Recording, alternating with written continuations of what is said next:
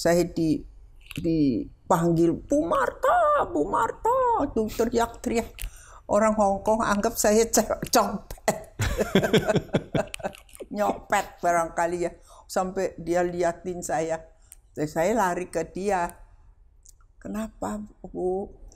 Aduh Ibu, saya pakai kosmetik Ibu gitu loh. Kok saya bisa berketemu sekarang gitu. Terima kasih, terima kasih. Tapi pada saat itu, dia itu bagaimana ya? Dia itu jelek banget. Boleh saya curhat, Bu? Boleh, ayo, yuk. Terus dia curhat, 16 tahun saya dijual oleh orang tuaku. Wow. Dan jadi pelacur di Jakarta. Setelah itu saya lari sekali, karena cantik sekali, kayak artis lah. Cantik banget. Dan seksi gitu ya. Tapi setelah itu Germo Hongkong datang melihat ini anak dibeli 3 kali lipat Bu saya dibeli. Jadi saya pergi ke Hongkong dan baru 1,5 tahun saya dapat HIV/AIDS. Jadi saya kayak gini kurus, rontok rambutnya. Saya sekarang dibuang di tong sampah. Aduh, saya rasanya nangis terus ya. Bahwa seorang perempuan tidak ada daya untuk mandiri ya. Empower herself, gak bisa. Semua tergantung. Jadi saya bilang, what can I do?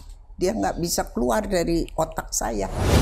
Jadi benar ya Bu, kalau Marta Tilaar itu sebetulnya dimulainya dari garasi ya Bu? Garasi, karena kita bukan anak orang kaya, kita biasa. Beliau adalah ayah saya pegawai, ibu saya di rumah, ibu rumah tangga. Jadi kita pas-pasan lah.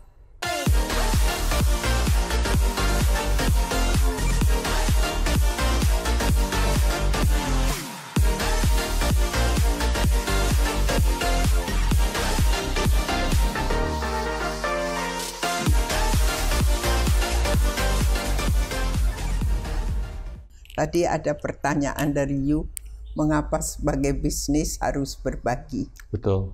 Ya, karena itulah kalau kita do something dan diberi kelimpahan, maka kita harus berbagi. Itu. Suatu hari saya berada di airport Hongkong. Saya dipanggil Bu Marta, Bu Marta, tuh teriak-teriak. Orang Hongkong anggap saya copet.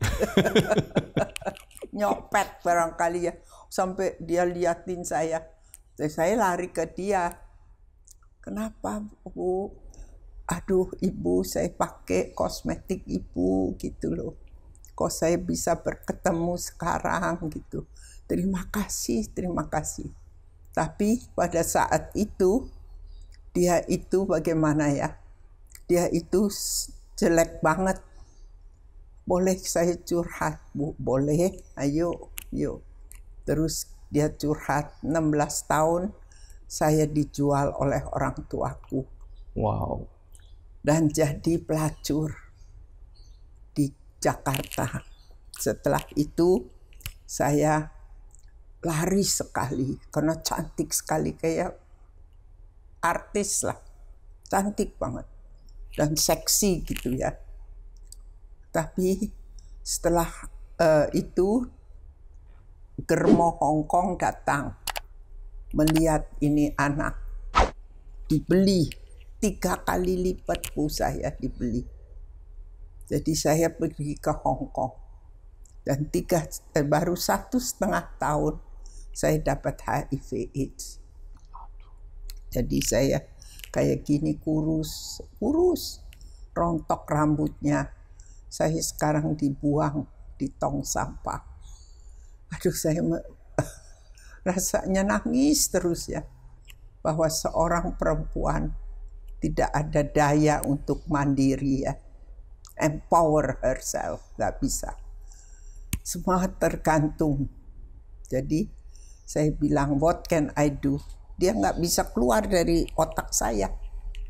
Terus saja berpikir, saya akan membuat sekolah bagi anak-anak desa ya yang tidak bisa sekolah. Saya ambilin anak-anak desa. Itu 25 tahun yang lalu. Ya, saya punya uang, saya pikir saya akan sewa di Bali. Waktu itu ada bom Bali kan. Oke, Ada iya. bom Bali. Jadi orang tidak pergi ke Bali dan itu yang di Kuta bagus sekali. Tapi ya Hotel Melati ya, tapi bagus sekali. Saya sih suka. Kalau saya pergi ke Bali, saya nginep di situ bersama orang-orang itu. Dan di situ saya dirikan sekolah selama 15 tahun.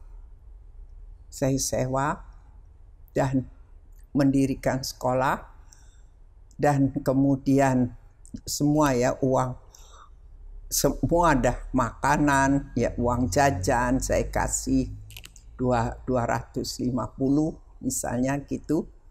Gurunya apa semua saya bayarin untuk spa terapis dan beautician. Dia boleh pilih ahli kecantikan atau spa terapis. Dan orang kampung sukanya spa terapis. Pijat gitu loh. Karena bagus, kalem gitu loh, orang Jawa sih ya. Jadi semuanya kita bawa ke sana, ke Bali. Terus sampai 100 orang. Ya memang itu keuntungan saya habis. Tapi adalah sedikit ya. Dan selalu itu didukung oleh suami. It's very good. Kalau kamu kasih uang nggak ada gunanya. Habis. Tapi kalau kamu kasih ilmu pengetahuan, dia akan berkembang. Saya setuju. Ya Saya kan? setuju sekali. Benar.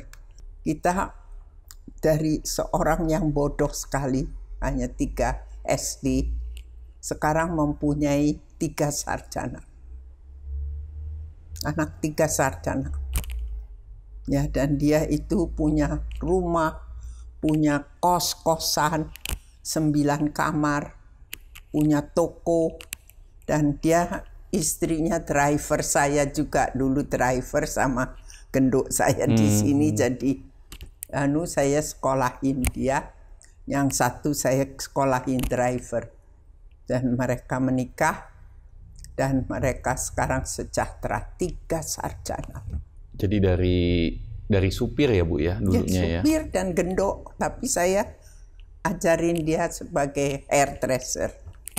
Ibu total sudah berapa murid Bu yang 6.000. 6.000 6.000 yang tercatat mungkin ya Bu ya. yang tercapai.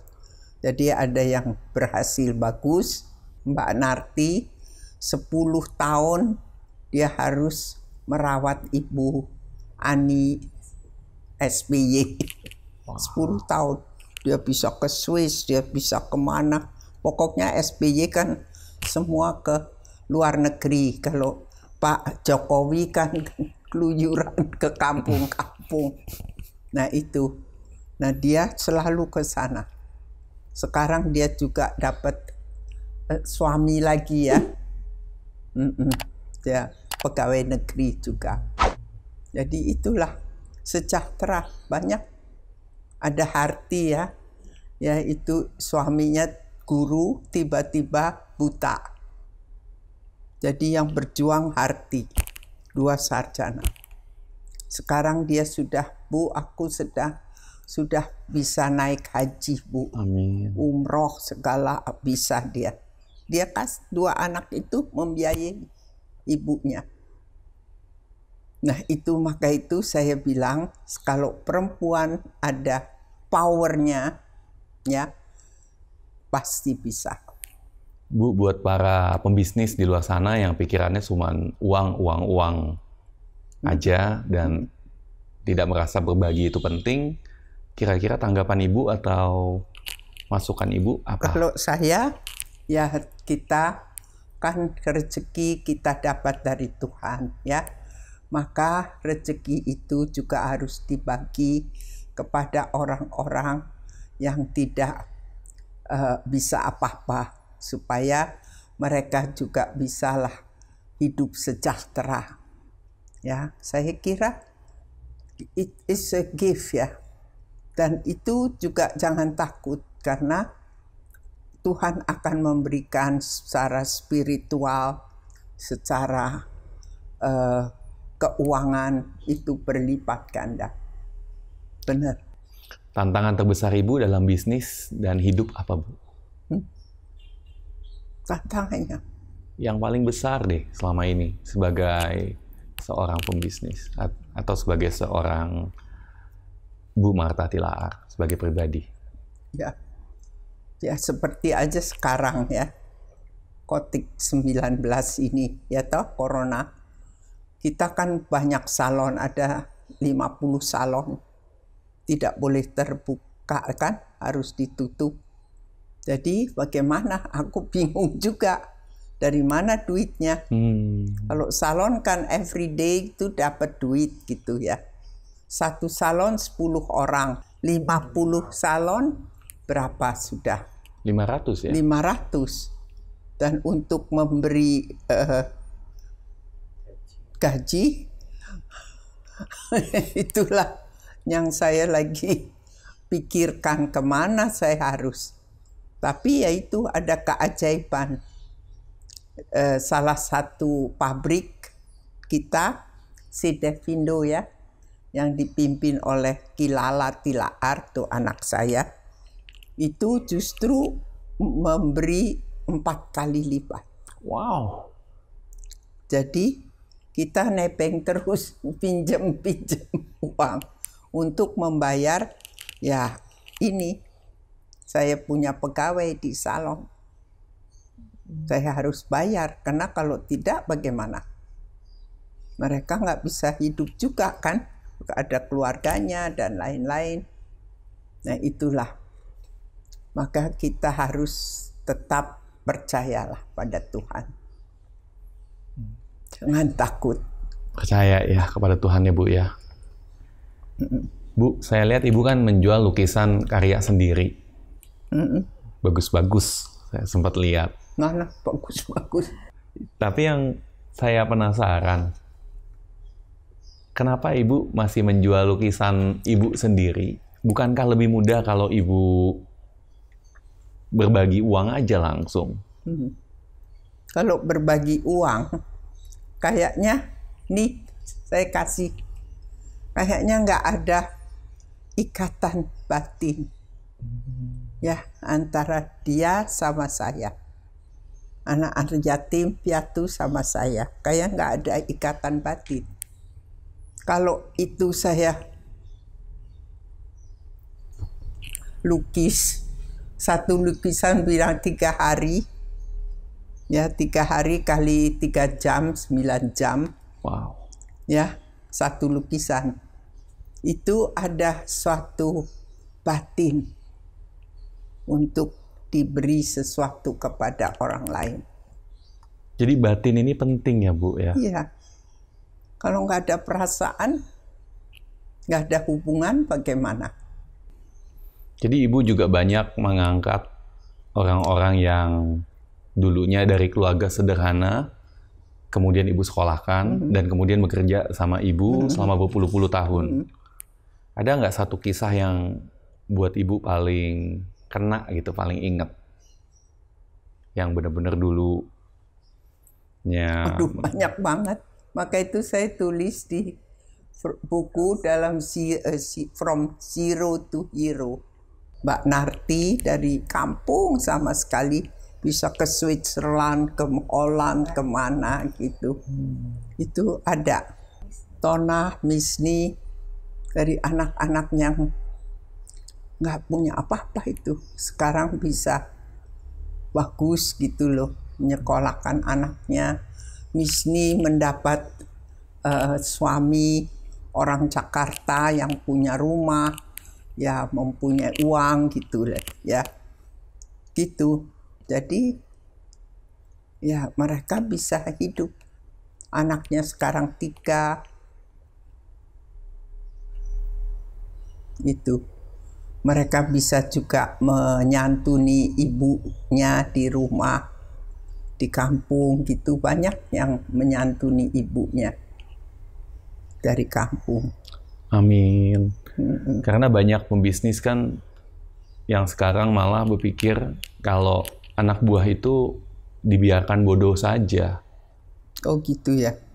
Tetapi ibu berpikir sangat berbeda ya. Apa sih yang membuat ibu berpikir berbeda seperti itu? Yaitu saya ketemu dengan orang di Hong Kong itu. Dan juga ibuku selalu, kalau nanti kamu sudah sukses, jangan sombong, tapi rendah hati gitu loh. Dan juga bisa berbagi dengan sesamamu gitu. Gitu. Wow. Itu ibuku. Ibu mertua juga akur juga. Ibu mertua nggak pernah berkelahi ya saya. Akur ya Bu? Akur. Orang Manado. Ya, jadi. Oke. Wanita Bu, pemberdayaan wanita. Saya lihat Ibu banyak bergerak di pemberdayaan wanita sekarang. Kenapa itu penting Bu?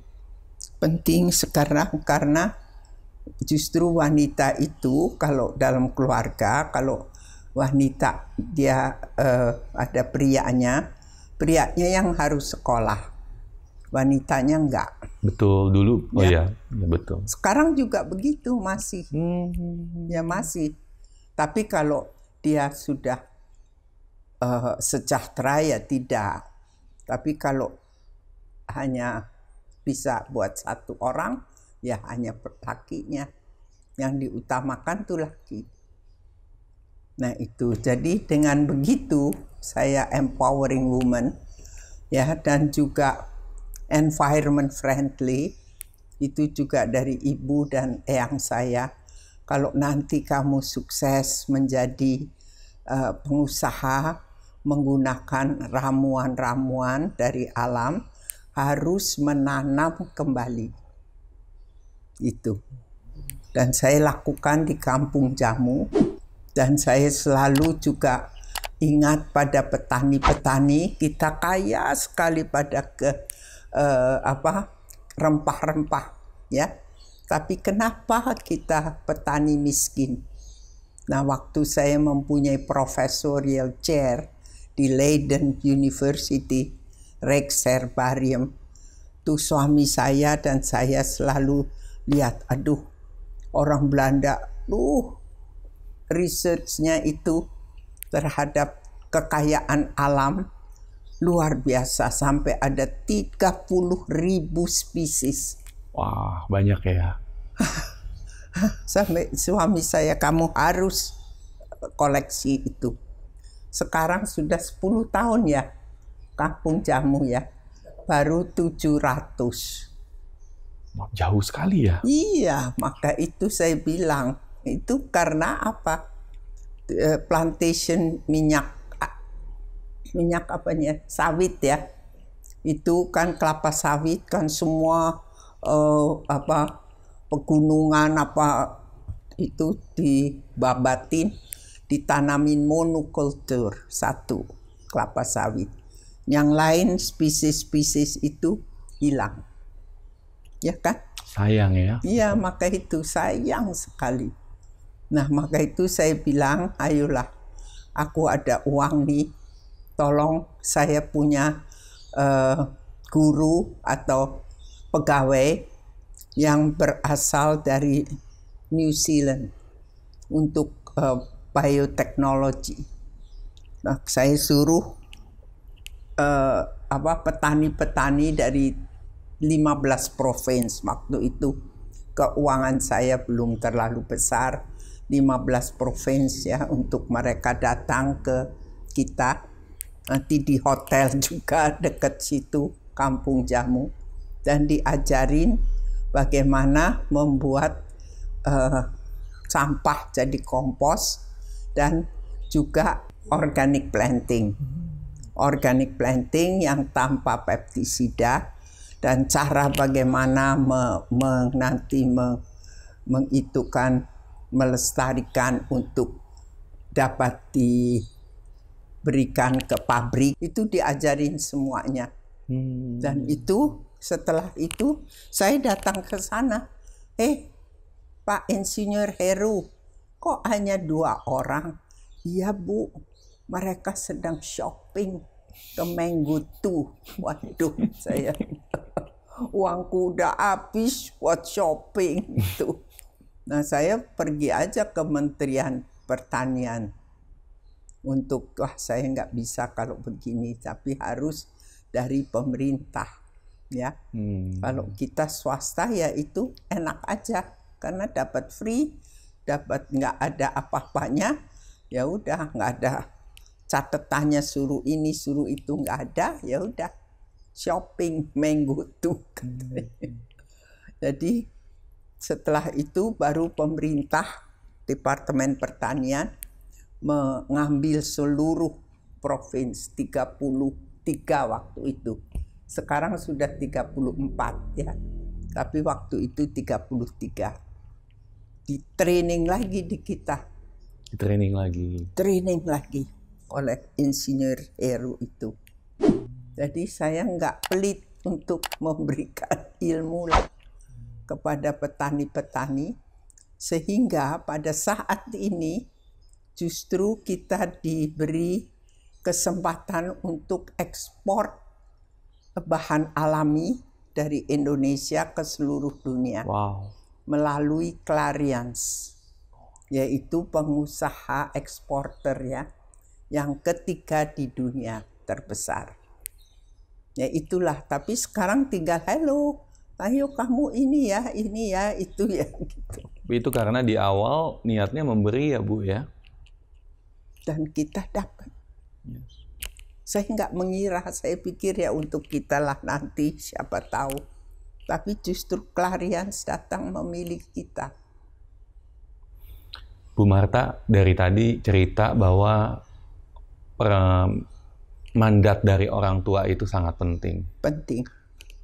Dan sekarang kan banyak sekali orang di luar sana yang terkadang tidak terlalu menganggap orang tua. Itu salah, ya. Karena itu penting sekali orang tua menghargai orang tua. Kalau enggak, agak sulit ya. Karena bagaimanapun mereka itu adalah yang melahirkan, mendatangkan kita ke bumi, dan mendidik kita sampai besar. Jadi jangan kita sampai berdosa kepada orang tua. Ya itu, salah satu barangkali yang lucu, barangkali ke tempat kelahiran saya, Kebumen, Gombong, itu eyang saya yang dari China itu kan dikubur di situ, tidak dirawat oleh kemenakan saya yang justru Chinese itu. Jadi saya selalu kasih orang untuk tiap bulan membersihkan semua, padahal udah tua sekali, tapi kita tetap membersihkan. Nah, dari situ juga datanglah ya doa dari orang tua. Jadi jangan sampai disia-siakan. Aku percaya dalam hal itu. Nah, disitulah hal-hal yang luar biasa terjadi dalam diri kita. Kita diundang ke PBB, ke Kofi Annan, yaitu Empowering Women. Oh, tahun berapa tuh Bu? 15 tahun yang lampau. 2000 pertama kali. Dan saya bilang, aduh Pak, saya nggak mau, saya takut Ban Ki-moon, aduh gede, orang gede-gede, aku pakul jamu. Terus apa yang harus saya katakan? Jangan takut, aku yang akan membantu kamu. Gitu, nanti semua saya akan bikin. Don't worry, go, karena satu kesempatan ini tidak akan terulang. Benar kan? Who am I? Nobody.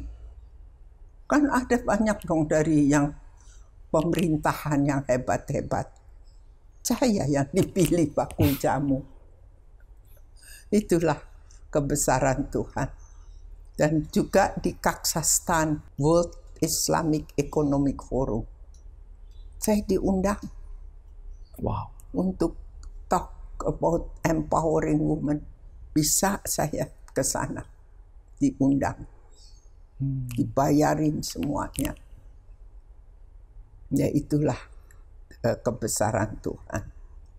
Jadi mempunyai professorial chair selama 10 tahun di Rijksherbarium di Holland untuk etnobotani dan medical anthropology.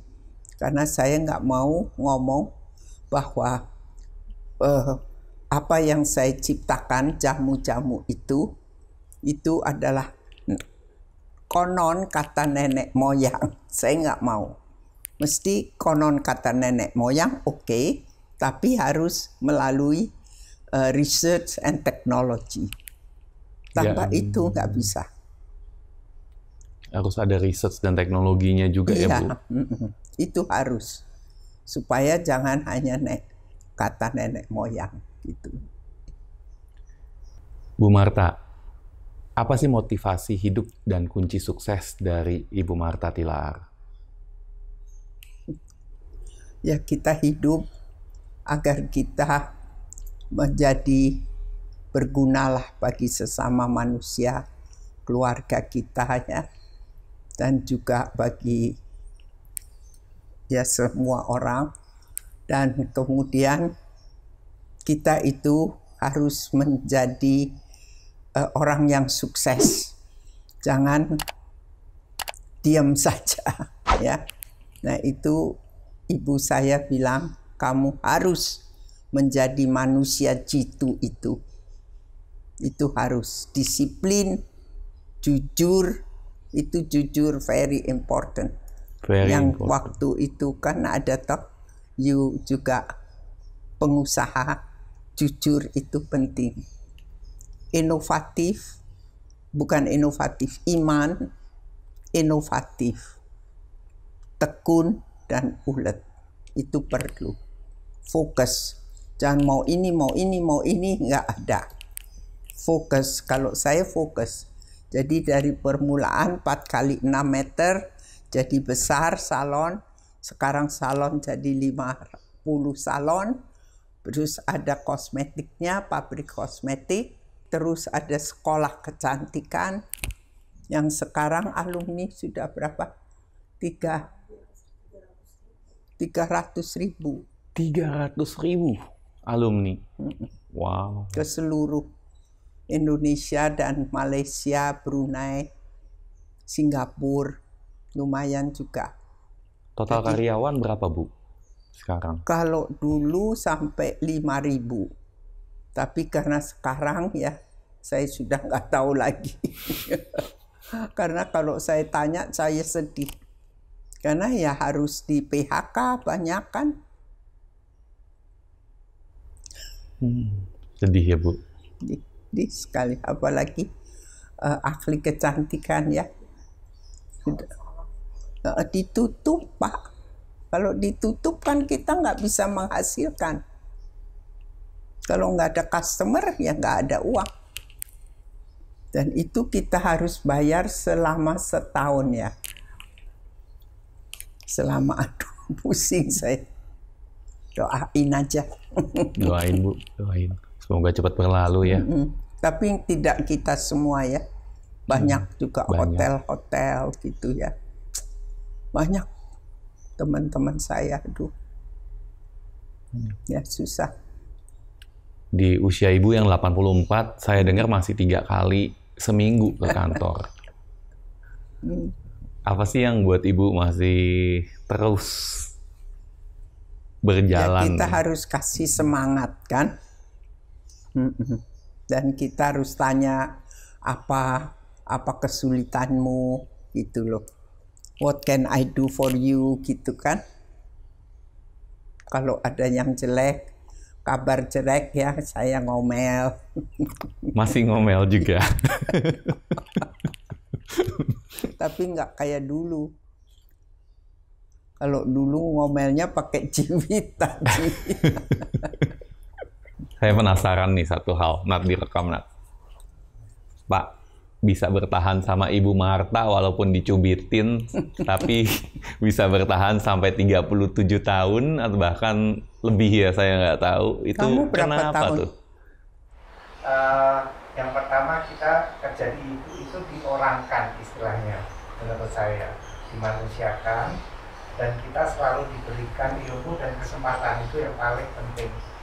Jadi kadang-kadang banyak teman yang bilang, kenapa kamu nggak mencoba untuk usaha sendiri atau di perusahaan lain?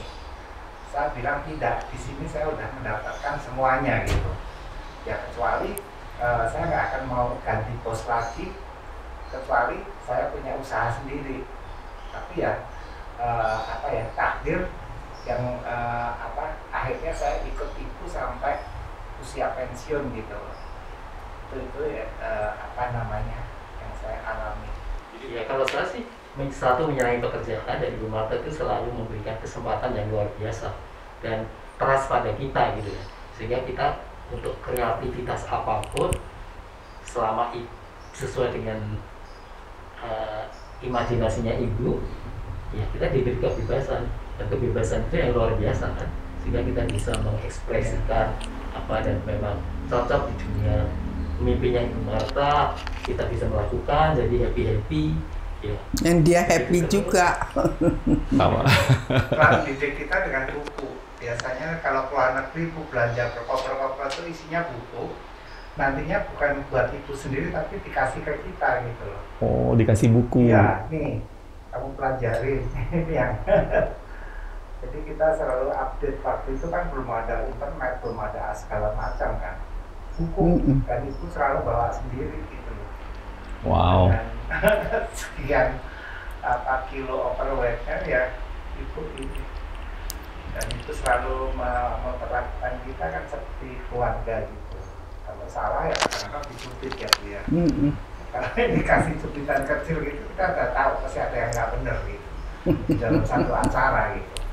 Ada aja. Ibu Marta masih tersenyum tapi tangannya langsung kita udah tahu pasti ini cek bener ada yang nggak beres.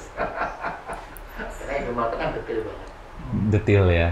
Detailnya luar biasa. Guys, kabar baiknya hari ini saya nggak dicubit, artinya saya nggak buat salah hari ini. Baik kok. Baik kok. Nggak aneh-aneh kok. Guys, menarik banget. Saya benar-benar belajar dari Bu Marta Tilaar. So, dari saya dan Bu Marta, salam miliarder.